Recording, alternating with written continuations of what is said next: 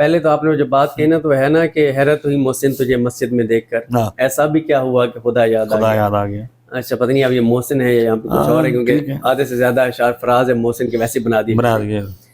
دوسرا وہ آپ نے اکانومی کی بات کی کہ میں نے اکانومی پہ بات کی تو مجھے ایک واقعہ یاد آ گیا.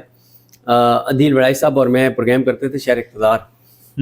تو ایک دن نا میں اکانومی کے اوپر نا اپنا انالیسس دے رہا تھا. تو پاکستان کے ایک بہت بڑے اکانومسٹ ہیں، بہت بڑے ڈاکٹر اشفاق عالم، شاید ڈاکٹر اشفاق صاحب تھے. تو ڈاکٹر اشفاق حسن، ہاں ڈاکٹر اشفاق صاحب بھی تھے. انہوں نے عدیل وڑائی صاحب کو فون کیا اور انہوں نے کہا کہ یار یہ دن بھی آنے تھے کہ اب صدیق جان اکانومی پہ بات کرے گا. قیامت کی نشانیوں میں سے شاید ایک نشانی ہے. تو میں نے کہا یار ڈاکٹر صاحب کی بات تو ٹھیک ہے، میری میتھ ویسے ہی کمزور ہے، میری فرسٹ ایئر میں سپلی تھی میتھ میں بڑا نالائق تھا. لیکن مسئلہ یہ ہے کہ وہ پچھلی ویڈیو میں آپ کو حوالہ دے رہا تھا نا کہ ٹی وی چینلز کو کہا گیا کہ یار یہ کیا ہر وقت عمران خان کی بہنیں اٹیالہ. انہوں نے کہا سر کوئی مسئلہ نہیں، پھر ہم اکانومی پہ بات کر لیتے ہیں. نہیں اس پہ نہیں کرنی. دیکھیں اس وقت میں آپ کو بتاؤں یہ اس حکومت کے لیے نا بہت بڑا مسئلہ ایک کھڑا ہو گیا ہے. کل پہلی مرتبہ یہ ڈسکشن شروع ہوئی ہے کہ آپ کو ایک نئے IMF پروگرام میں جانا پڑے گا. کل پہلی بار مہتاب حیدر صاحب اور یا شہباز رانا صاحب، اور آپ کو پتا ہے کہ اکانومی کی سب سے بڑی خبریں یہی دیتے ہیں. شہباز رانا صاحب کی سٹوری تھی یا یہ بہت بڑی خبر ہے، میں خود سوچ رہا ہوں کہ میں نے یہ خبر کیوں نہیں دیکھی. شہباز رانا صاحب یا مہتاب حیدر صاحب کہ ایک بار پھر آپ کو IMF پروگرام میں جانا پڑے گا. دوسرا آپ 2 دن کی اگر خبریں دیکھیں نا، مہتاب حیدر صاحب، شہباز رانا صاحب اور مدثر صاحب جو دنیا نے اس کے بڑے اچھے اور یہ سارے رپورٹر ہیں اکانومی کے، انہوں نے 2 دن کی آپ خبریں دیکھ لینا. ٹیکس کا شارٹ فال، کوئی اوریجنل جو ٹارگٹ تھا 6 ماہ میں کو 760 ارب کا شارٹ فال، گردشی قرضے میں 735 ارب کا اضافہ، اپنا سرمایہ کاری 51 سال کی کم ترین سطح پر. اور IMF نے ایک اور رپورٹ جاری کی ہے جس میں انہوں نے بتایا کہ آگے مہنگائی بڑھنے جا رہی ہے. پھر ایک لارج اسکیل مینوفیکچرنگ ختم، ٹیکسٹائل انڈسٹری کا ایک اور خبر لگی ہوئی تھی، وہ بھی بڑی خطرناک تھی کہ شاید ڈالر جو ہے تگڑا ہو جائے اور روپے کی قیمت گرانی پڑے، وہ جو فکس رکھا ہوا ہے نا اس کو فلیکسیبل کرنا پڑے. اس طرح سے نا کوئی پچھلے اگر آپ 2 دن کی خبریں دیکھ لیں نا، آج کو نکال دیں ہفتے کے دن کو، جمعرات اور جمعے کو جو اخباروں میں خبریں چھپی ہیں نا، صرف اگر آپ وہ دیکھ لیں جس میں بتایا گیا کہ آئل ریفائنریز کے حوالے سے جو معاملہ چل رہا ہے، جو ایک اور کسی ایشو کی وجہ سے تھا کہ اس میں ایک گیپ آ سکتا ہے، جو ضرورت ہے اور جو سپلائی ہے اس میں ہو سکتا ہے. پھر ایک اور چیز، اس وقت جو ٹرانسپورٹرز کی ہڑتال چل رہی ہے اور 19 کو ٹرانسپورٹرز نے ہڑتال کی کال دے دی آل پاکستان ایک بار پھر. اور اس طرح کی 2 دن میں نا بے تحاشا خبریں تھیں بجلی کے حوالے سے. اور پھر آگے کھاد مہنگی ہونے، کھاد پر ٹیکس لگا رہے ہیں، منی بجٹ آ سکتا ہے، یہ بھی پہلی بار کل بتایا گیا ہے کہ منی بجٹ آ سکتا ہے. پھر بتایا گیا ہے کہ سپرے کے اوپر، میٹھی چیزوں کے اوپر ٹیکس. مطلب دیکھیں اسد چودھری صاحب، وہ میں ان کو ایک دن، بلکہ میں ان کا ریگولری ویور ہوں اکبر باجوہ صاحب کا، انہوں نے وہ 92 والے الیکشن کا امریکہ کا بتایا تھا کہ کس طرح سے ایک صرف جملے نے، ایک لائن نے الیکشن کا پانسا پلٹ دیا تھا کہ it's economy stupid. Ultimately economy ہے کہ تم جتنی مرضی تم دعوے کر رہے ہو کہ 2 جنگیں جیت گیا امریکہ اور یہ وہ، اکانومی کہاں ہے؟ لوگ تو برباد ہو گئے ہیں.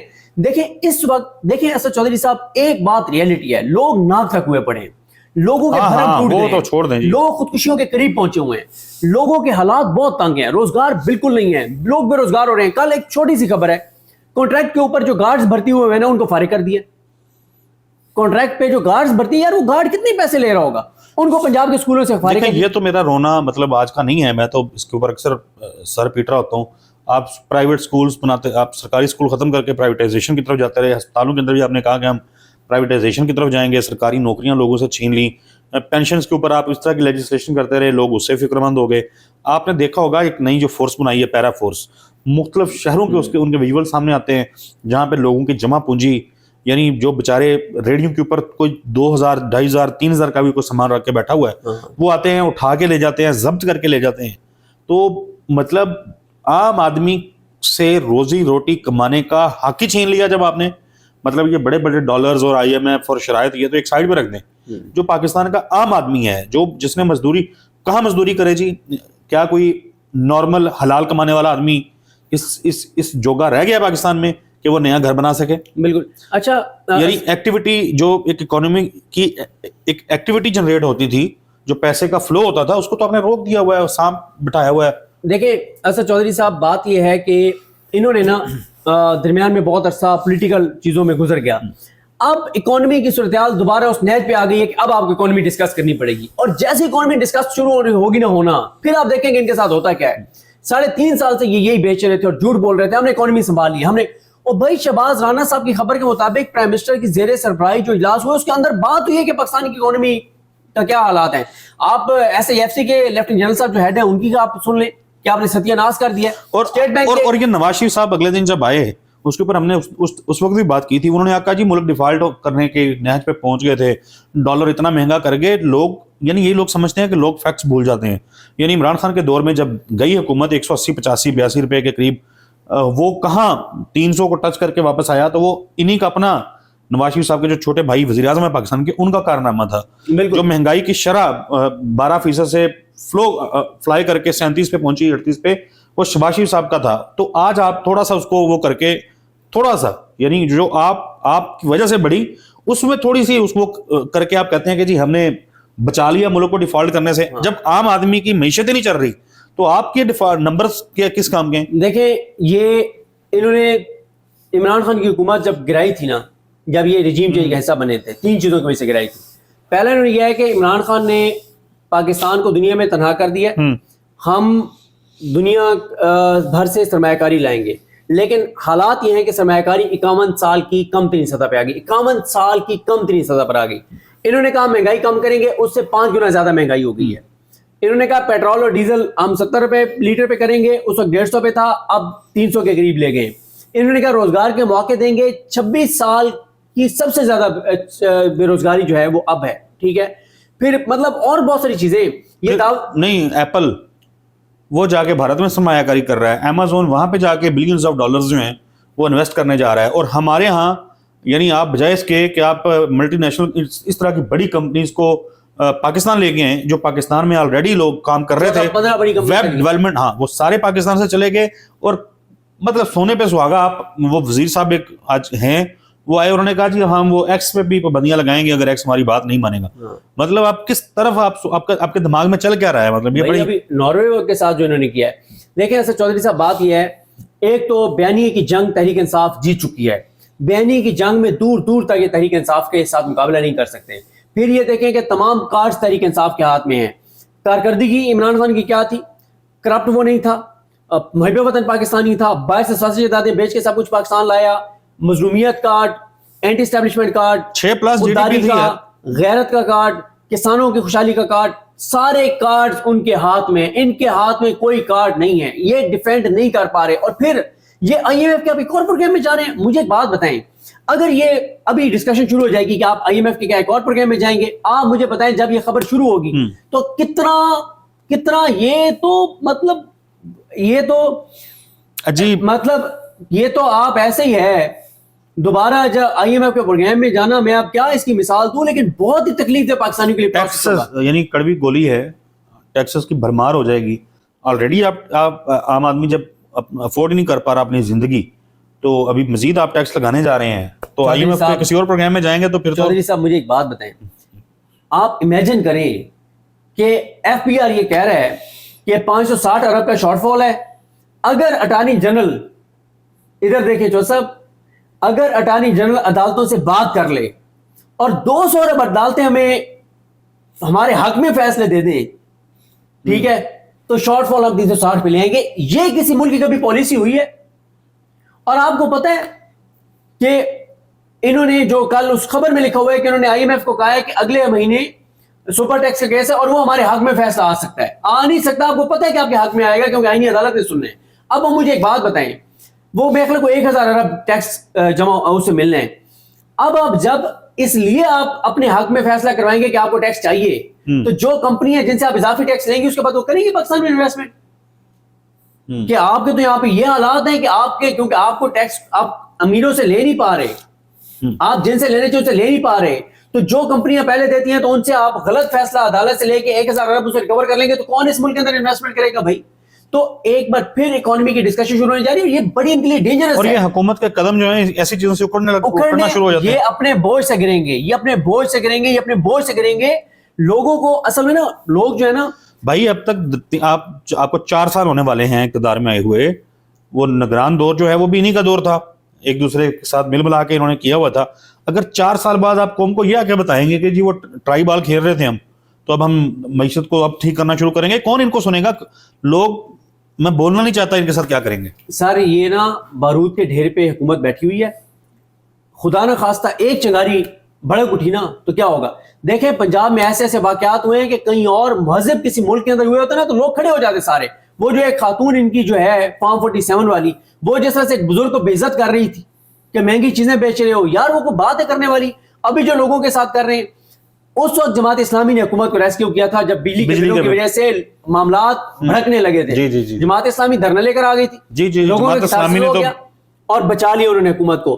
دیکھیں آئی ایم ایف سے انہوں نے، میں آپ کو بتا رہا ہوں نا کہ کل کی آپ خبر پڑھیں، آئی ایم ایف کو انہوں نے کہہ دیا ہے کہ بجلی کے اوپر کوئی سبسڈی نہیں دیں گے، یہ پیٹرول ڈیزل پہ کوئی سبسڈی نہیں دیں گے، کھاد مہنگی، سپرے مہنگا، کسان کے اوپر کچھ ٹیکس لگانے جا رہے ہیں، بجلی مزید مہنگی کرنے جا رہے ہیں. یہ جو سولر والی ایشوز کی وجہ سے کہ لوگوں نے سولر لگا لی ہے ان کی بجلی اور وہ آئی پی پی، سر ایسی ایسی چیزیں یہ خود کرنے جا رہے ہیں کہ یہ لوگوں کو کہیں گے کہ تم ہر صورت میں نکلو، تمہاری ایسی کی تیسی تمہیں نکلنا پڑے گا. یہ خود لوگوں کو مجبور کریں گے جو چیزیں کرنے جا رہے ہیں.